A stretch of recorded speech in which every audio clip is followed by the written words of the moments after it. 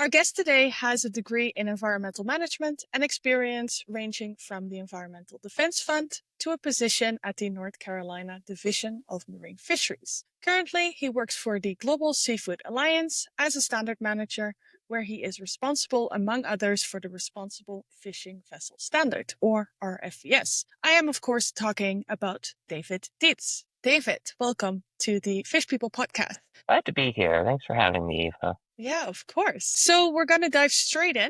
How did your journey towards the seafood sector start? I grew up in Maine. That's where I spent my kind of whole childhood. And I didn't live right on the water, but I was probably about a half a mile walk to the mud flats where we would often, dig clams and things of that nature. And I think seafood was kind of actually sort of tangential to what I was interested in as a kid, which was honestly just like food and cooking and a lot of things. My alternate path in life was going and doing something in culinary school for a long time and ended up by the chef that I worked for as a kid getting talked off that ledge and went into more of an academic path. And um, yeah, so it took a long time, but I think it was kind of just over time. I had a passion for food systems and I think learning and kind of getting a better understanding of what I care about in the world as well, where I wanted to kind of be involved in that space. And I think seafood always felt like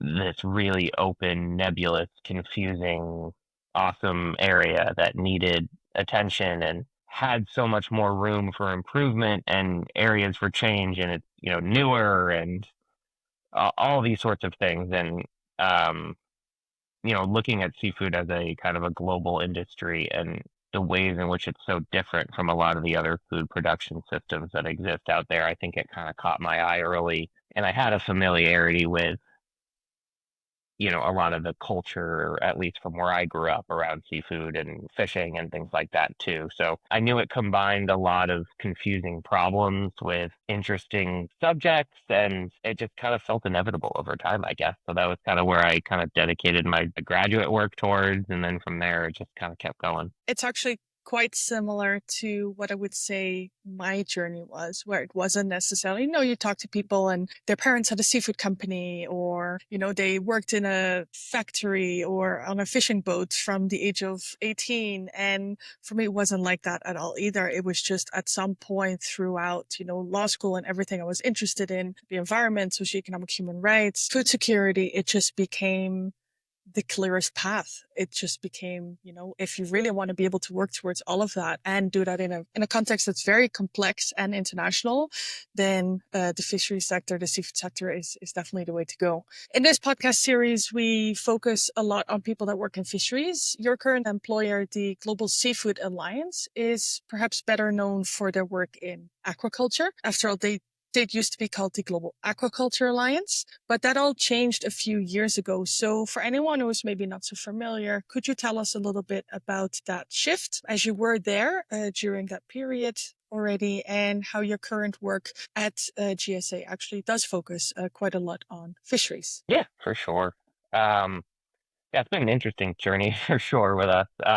Yeah, I think to my where I came from prior to GSA was more of in a government role, and it covered, both the wild capture and the aquaculture space from a management sense, but I probably had spent more of my day working in the capture sector. And so I, someone reached out to me in a connection to this about how GS or GAA at the time was kind of bringing in a wild capture program and needed more hands-on technical work in kind of the wild capture programs they were bringing on. So I was one of the first hires by GAA at the time to bring in and help kind of refine our technical expertise in the wild capture space. So that kind of helping reinforce the rebrand to Global Seafood Alliance. So that rebrand happened in 2021 now, so about 4 years ago now. Not quite, but yeah, it's been an interesting process, and I think the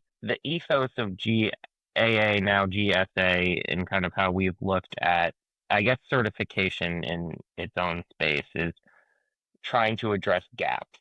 So where there are areas where there is not a reliable assurance available, do we have the capacity to provide that in an effective manner? Our background has obviously been mostly in aquaculture for many, many years. And so as we built out the BAP certification program, the gaps were sort of just the entire industry from a certification standpoint. So we built out programs that covered, all the way from the feed mill into the processor. When you look at the wild capture space, our goal was not to reinvent the wheel there, but try to help provide get areas where the gaps exist in assurances.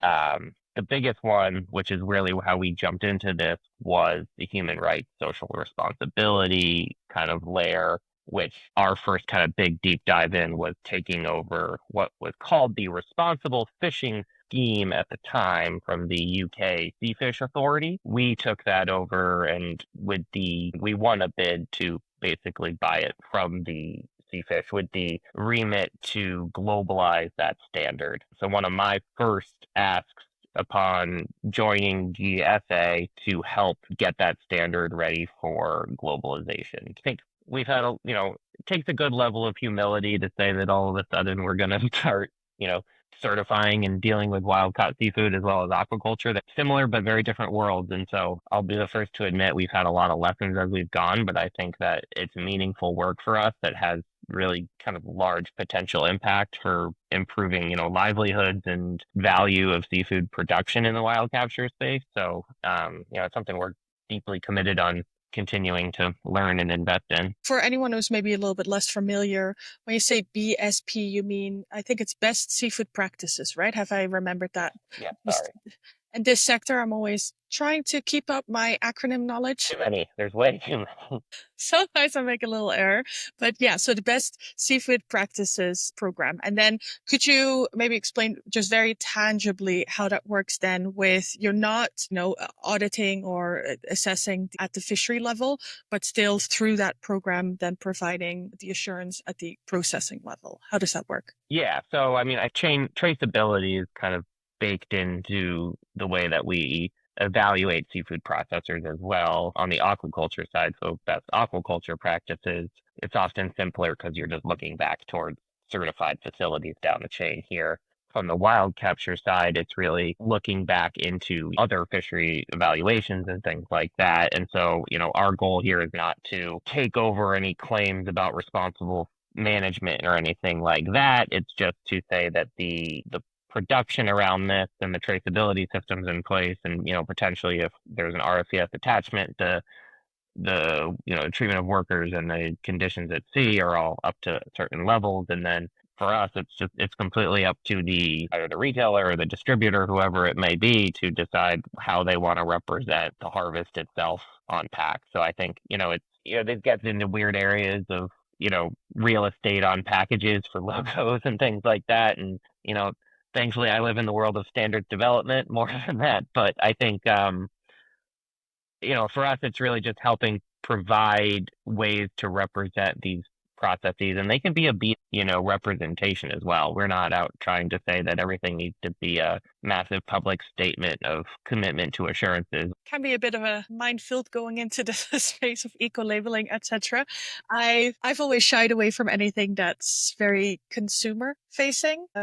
Just so difficult, dealing with so many different assumptions and then, the assurances you need to have in place. Yeah, like I think consumers are obviously the end goal here. I think the approach that we as GSA has always taken has been more go to those that sell to the consumers and let them tell the story they want through BAP and BSP however they want. I think we've started to increase our direct consumer engagement kind of mostly through social media and kind of platforms like that. And it certainly helps. I mean, I think you see this as seafood is an area where there's more appetite for learning across consumers than you see in a lot of other animal proteins as well. So it's a fine line of how much do you actually want to educate, and by no means do I think any consumer should understand the details of a BAP farm certification. Like that, there's no value in that. So what's the right level of education, I think, is an interesting question at times too.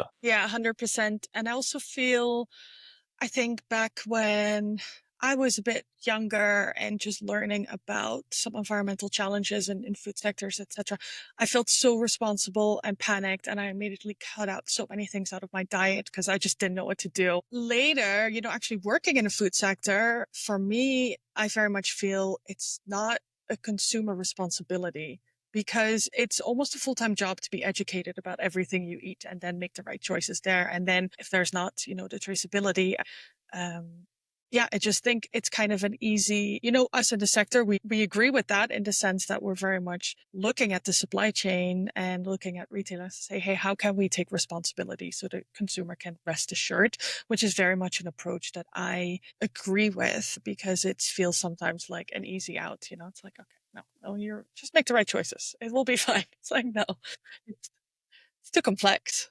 The way that we work with retailers, it's nice because then it gives me a great perspective on who I think is going out in the marketplace and trying to advocate for certain practices versus others who think, oh, that's the consumer's role to decide and things like that. It is very interesting to kind of get to know the different, attitudes and ethoses around the various retailers around the world too. Yeah, that too. Yeah, definitely some cultural differences there sometimes. So we've mentioned a few times the RFES, so the Responsible Fishing Vessel Standard. So working in this sector, we know it is very challenging to do any type of work in improving social compliance and working conditions for fishers at sea. I want to zoom in on that a little bit. First, I want to kind of establish that, there's not necessarily a clear path forward or like a one size fits all solution that we have available here. And within the sector, just go to any event on social compliance and you'll see that we certainly don't agree on what the right approach should be. That's okay. We're not going to talk about that for now. We're going to leave that in the middle because I don't want to pretend like I have the answer. But as someone who is doing some work in that space with the RFES, so that's a standard, I would like to ask you if you could briefly introduce the standard and then say, just from your experience in working in social compliance, where do you see that, there's really the needs for improvements to be made? Yeah, so no, it's like I said, I think RFES was kind of the first big project and standard that I had a lot of responsibility over at GSA. I kind of oversee all the standards that we operate now, but I do say this is kind of my baby and my passion project at GSA as well. So I think it's been a challenge for us because RFES is one of those standards that has always been something that people love to talk about and how they love to say they want to commit to it and then not do things with it as well. So it's become a challenge. And so RFES it's the Responsible Fishing Vessel Standard. It is one of the first certification standards that was developed to recognize the working conditions on fishing vessels. So not really looking at the responsibility of the harvest practices as it relates to environmental impact, but really just looking at the operation of the fishing vessel in terms of crew health and welfare, with some minor things looking at around how the vessel manages environmental impact in terms of, like waste management, looking at a little bit of bycatch controls, just at very high levels, really towards the legal frameworks and things like that. But it's at its core, it is a social responsibility certification for the fishing sector. So it was built out of kind of a multi-stakeholder process, like all of our standards. As I mentioned, it kind of started in the UK and has been extrapolated from there. One of the first efforts we took to when we got the standard was to go out and benchmark it towards the sustainable Sustainable Supply Chain Initiative. sustainable supply chain initiative. Sorry, yes, it's under there's acronyms on acronyms. Here we go. Exactly. This is your old hat too. So the Sustainable Supply Chain Initiative, which is a social benchmark under the Consumer Goods Forum. So it was a new benchmark designed to recognize purely social schemes as best practice kind of across a global framework of certain indicators. So RFES was the first vessel standard to get benchmarked to the SSCI at sea operations scope. So we immediately put it through a very rigorous test and evaluation through the benchmarking process, which I'll get to. I'm not necessarily sure, was 100% effective in what we were trying to do at the time. All that to be said, what I think the area of most improvement for RFES needs to be is a higher level of risk-taking collaboration and engagement across the buying sector. It's a fairly significant call to action in a way, but the RFES was a result of multi-stakeholder global collaboration on discussion on what best practice should look like for at-sea operations. However, now that that framework has been identified, and using SSCI as kind of another North Star for that, we see a lot of hesitation to actually try to move the actual supply chain towards those best practices. It's a very significant investment. I think we understand that, but I think there's this other really challenging layer of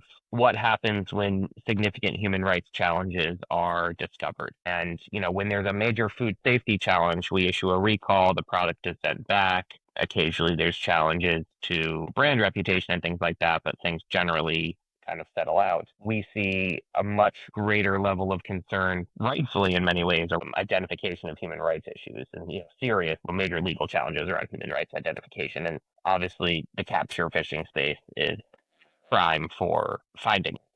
Um, so all that to be said, what I think we find right now is a lot of individual companies and buyers and retailers that see the value here and really want to invest, but a lot of hesitation around being the first mover. And, it's rather than saying X or Y demonstrates leadership by being the first in the pool, there's a lot of fear of saying X or Y is first to identify forced labor across X% of their fishing supply chain and things like that. And so I've wrapped my brain on what the solution to this is. I get it. I'm sympathetic towards that, business level kind of challenge, but I think the best path forward is a level of acknowledgement and collaboration across the sector and saying that, if multiple actors all kind of engage with these issues at once, rather than it trying to become an effort of, pointing out abuses in supply chains and issues in supply chains, it then becomes a broader discussion of multiple large parties coming together to improve their supply chains and kind of being honest and transparent and saying, these are where our challenges are, let's move forward. And rather than that, we're seeing kind of a game of chicken right now about who really wants to be the first to take the plunge.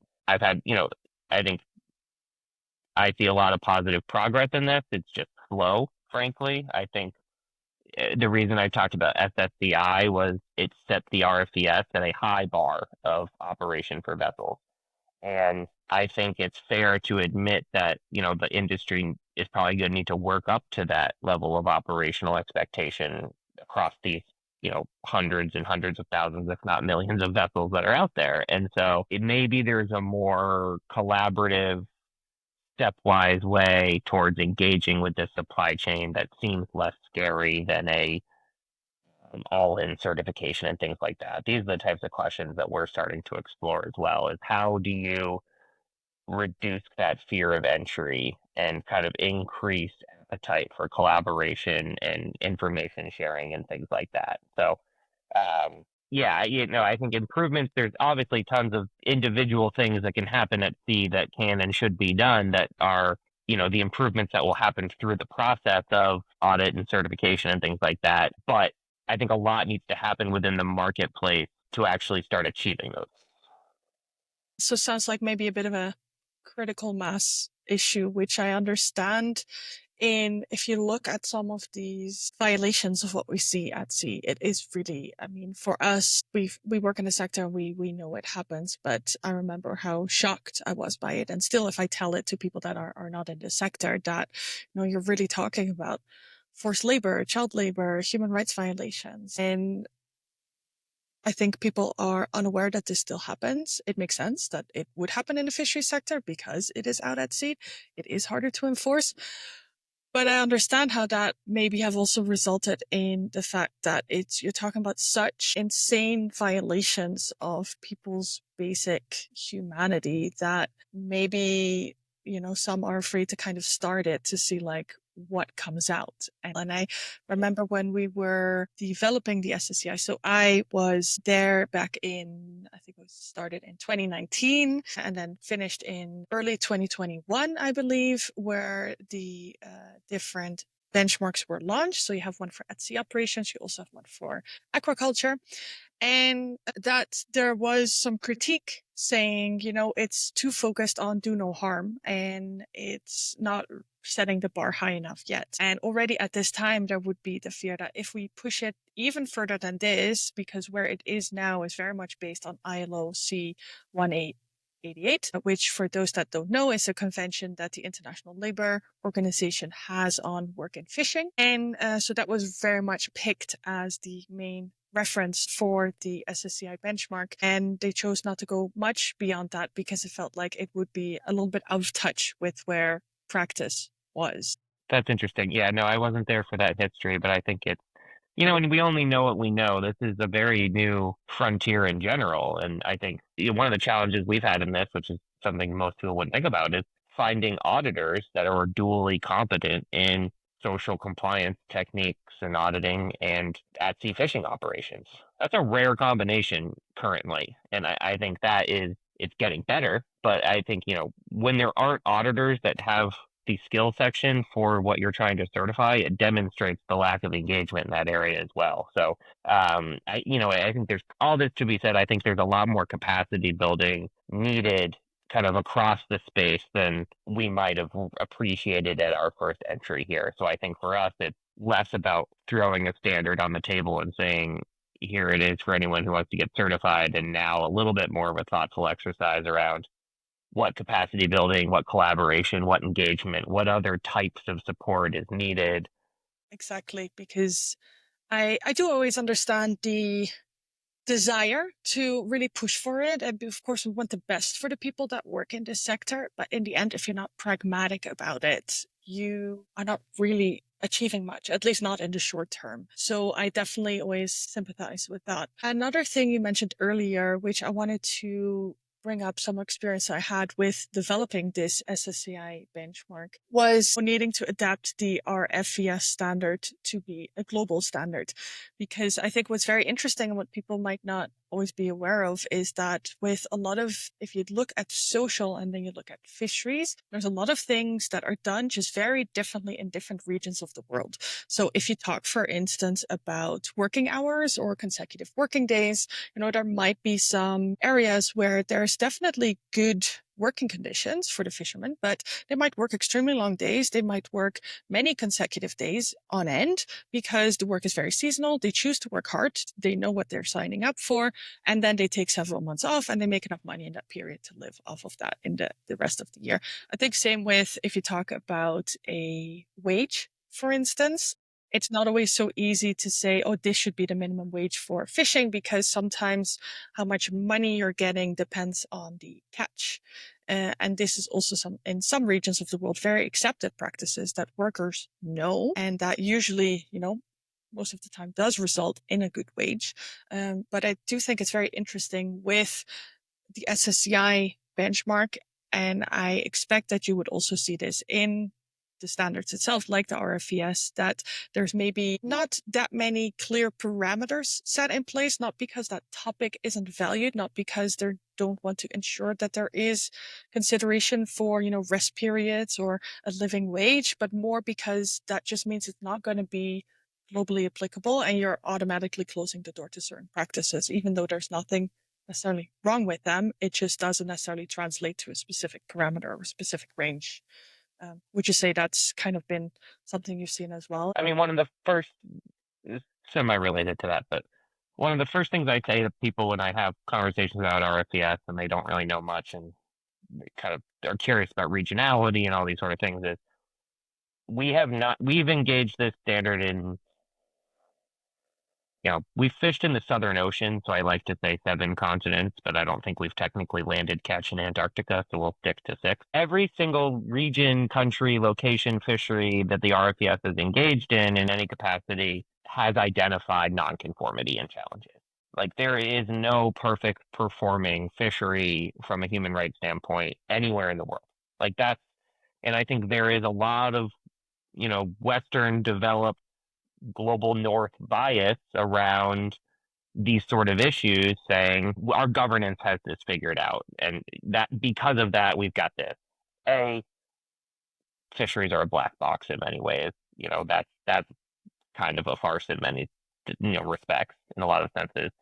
But B, I think again to that cultural aspect of fishing and how it's so different than so many other industries, and to say that these countries that are recruiting in or essentially importing a lot of international labor, and they'll make good money, that's not the challenge, but if that's the mechanism to do this and they're saying that the human rights are all protected here versus comparing themselves to small communal fisheries that actually know each other and kind of build up or understand their neighbors' behavior and fishing habits and what a good lifestyle and what good wages and things mean for that neighborhood and things. Those are two completely different situations on their own, and I think RCS, for better or for worse, is probably more fitted to engage with the former. And so I think yes, like respecting the kind of so many different myriad ways that seafood is harvested around the world and culturally the various levels of dependence on that. And then just again, understanding what actually happens when these boats are out at sea, for a longliner that's not going to come back for 90, 100, 180 days, whatever it is. Like, what does life actually look like out there? And, that's unfortunately often a guessing game. I think I can mostly speak for Europe, but I see sometimes this just assumption that we're immune to any labor violations. And then maybe for domestic workers, generally that applies, but certainly it does not apply to migrant workers. And migrant workers are very, very common in fisheries, especially those that are at a higher risk because they go out at sea for a longer period of time. They're further away from the coast. And something we had to consider a lot as well in that context is that you have a language barrier. You might be like, yeah, everything's in the labor contract. It's like, okay, but what if they can't read the labor contract? Maybe they're illiterate. Maybe they don't understand that language. And, there might be difficulties with communicating with the captain if you have a different native language.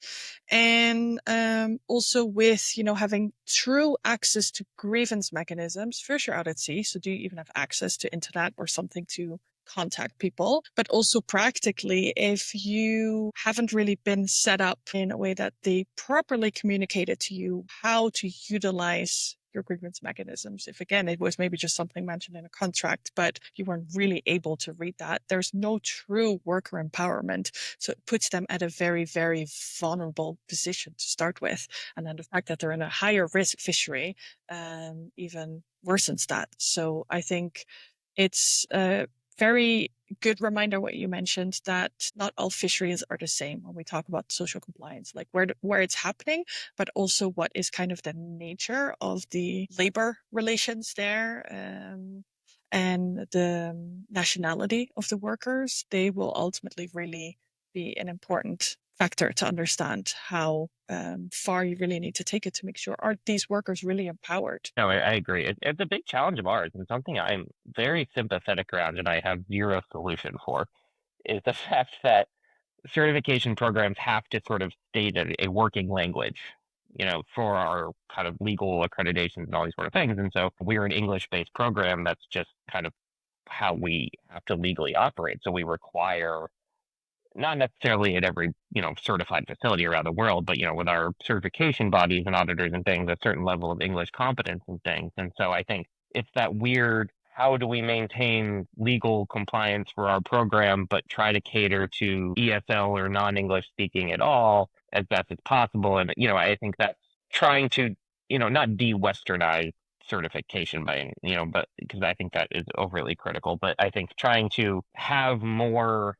feedback mechanisms within these processes to make sure that we're getting the proper perspectives in all of the regions that we operate in and transparent feedback and things like that, because I think that is there's a push and pull to all of this stuff and making sure that you get all of the voices. And I think ultimately, these are going to end markets and you have to understand the end market expectation, but you have to also understand the production capabilities and making sure that we're enacting change in a reasonable manner. Because you can change a standard overnight and people will applaud you. But if it's going to completely financially upend, half of the Vietnamese shrimp industry, what good is that? That's kind of where I get at is, how do you implement change at the production level that yes, will have long-term positive benefits, but it will also do it in a way that creates responsible change over time. I think unintended consequences within certification is something that is not nearly considered.